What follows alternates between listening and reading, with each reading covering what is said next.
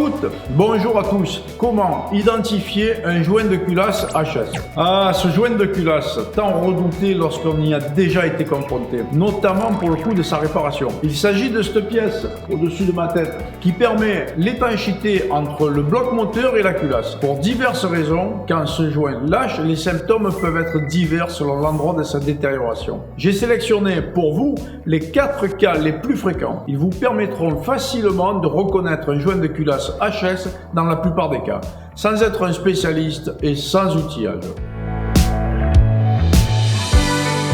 Le premier cas possible, pendant que le moteur tourne et qu'il est bien chaud, si vous sentez que la durite supérieure du radiateur est dure, elle est donc très clairement pleine d'air. Le joint de culasse est HS. La pression est causée par les gaz des chambres de combustion qui pénètrent le circuit de refroidissement. Quand la détérioration deviendra trop importante, la pression des gaz empêchera une circulation suffisante du liquide pour refroidir le moteur. Vous pourrez observer également qu'il sort des bulles d'air du bouchon de remplissage.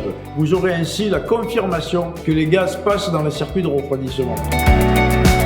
En fait, pour ce premier cas possible, une des chambres de combustion finit par créer par exemple une fissure et un passage qui va jusqu'à un orifice du circuit de refroidissement. Deuxième cas possible, cette fois-ci à l'inverse, le liquide de refroidissement passe dans les chambres de combustion et se retrouve ainsi expulsé dans les gaz d'échappement. Si la détérioration du joint est importante, vous verrez clairement de la vapeur blanche dominer les gaz d'échappement. Votre niveau de liquide deviendra très rapidement insuffisant. Le moteur cessera d'être refroidi.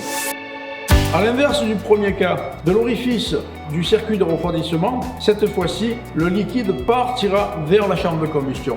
Troisième cas possible, le circuit de refroidissement se mélange à l'huile. C'est à cause de sa couleur et de sa texture que les mécaniciens appellent ça la mayonnaise. En tirant la jauge d'huile, vous observerez facilement ce dépôt qui peut monter très haut le long de la jauge. Si le problème est plutôt ancien, il se peut qu'il y ait du dépôt seulement sur le bouchon d'huile. Dans ce cas, il s'agit peut-être seulement d'un peu de condensation. De toute façon, ce n'est jamais bien bon pour l'huile.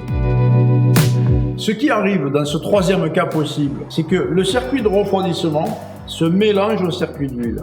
Quatrième cas possible, à l'inverse, c'est l'huile qui se mélange au circuit de refroidissement. Dans ce cas, étant plus légère, vous verrez de l'huile flotter en surface en ouvrant le bouchon de remplissage du liquide de refroidissement. Dans tous les cas, le moteur finira par chauffer ou par casser, à cause d'une lubrification dégradée ou d'un refroidissement insuffisant.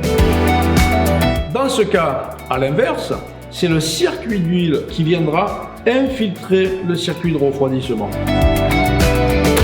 Ciao les permis B et à bientôt pour une prochaine vidéo.